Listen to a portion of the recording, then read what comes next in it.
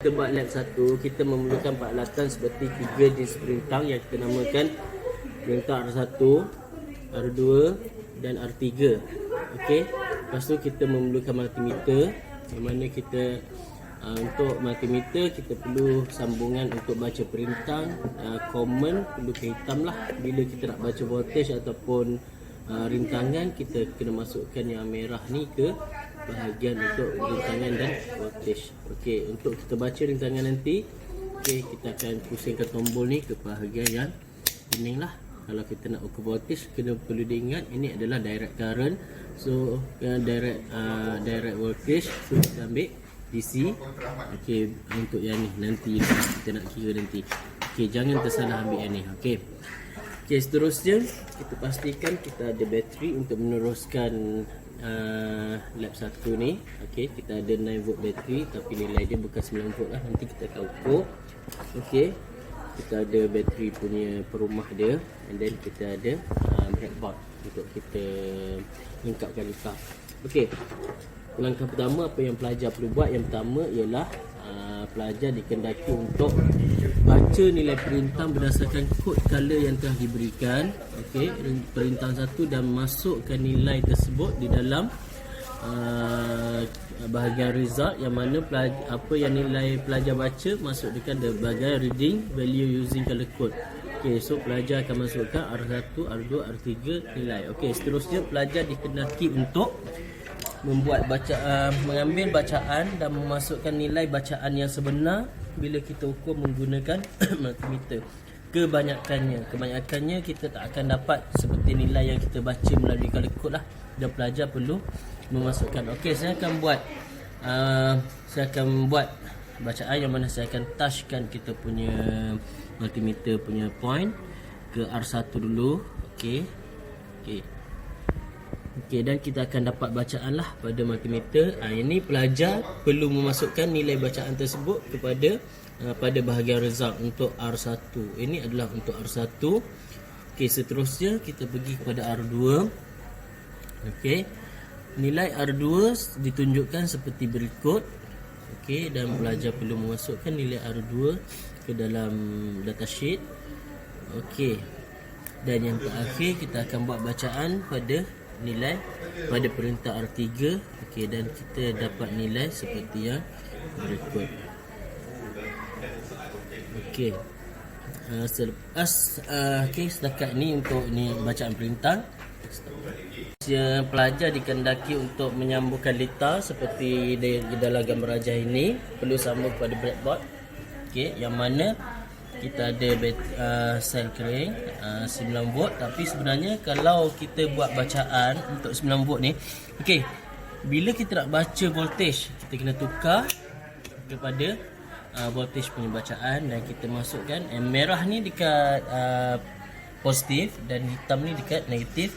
Okey, saya cuba buat bacaan yang mana sebenarnya nilai voltage dekat bateri ni yang ada adalah 8. Nilai itulah saya tak nak sebut, nanti pelajar ambil sendiri bacaan. Okey, bateri ni sepatutnya 9 volt, tapi sebab dia dah guna makin lama dia akan berkurang. Okey, setelah pelajar dah sambung litar, okey, saya dah buat pada board macam ni. Okey, sambungan dia secara sesiri saja, tak susah. Jadi bila saya dah buat sambungan siri, saya akan ambil R1. Ini adalah R1.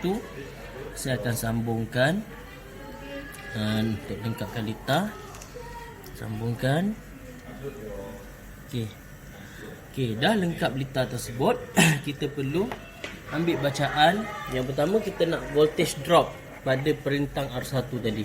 Okey, untuk voltage drop, okey, kita ambil bacaan di antara perintang tersebut. Okey, so kita akan dapat bacaan macam tersebut. Okey, ni untuk voltage pada perintang R1. Okey, untuk mendapatkan nilai current pula, okey, untuk mendapatkan nilai current kita perlu buat kita perlu shortkan litar kita, yang mana kita angkat satu kaki perintang. Okey, dalam masa sama kita kena tukar kepada point untuk baca current. Kita tukar untuk baca current kat sini. Mili kita jangkakan amount dia kecil lah. Okey.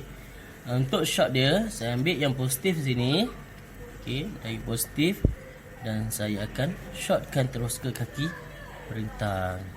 Okey, dan kita akan dapat bacaan current tersebut.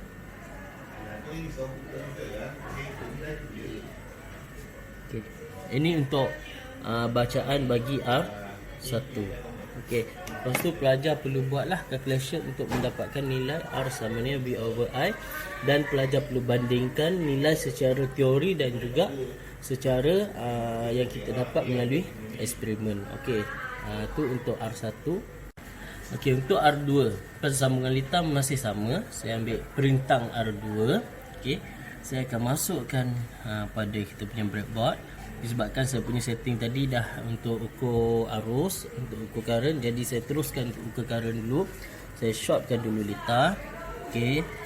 And then saya terus buat bacaan. Saya terus buat bacaan untuk dapatkan nilai current dia untuk R2. So kita akan dapat bacaan current untuk R2 pada seperti yang tertera pada multimeter tersebut.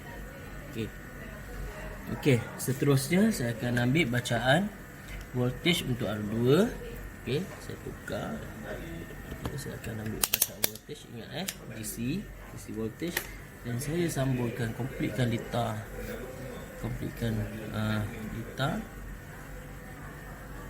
Okey, dan saya ambil bacaan voltage drop pada perintang R2. Ini perintang R2 ya.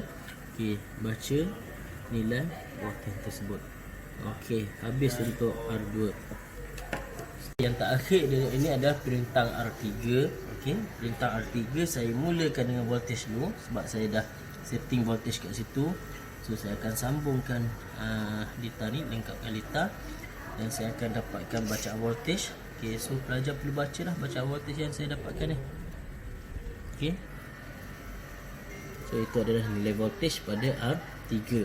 Okey, yang seterusnya saya shortkan dia untuk saya dapatkan nilai bacaan arus. Okey, untuk arus pula current, saya akan dapat nilai seperti yang berikut. Okay. Itu adalah nilai arus bagi nilai current bagi perintang R3. Okey, itu saja.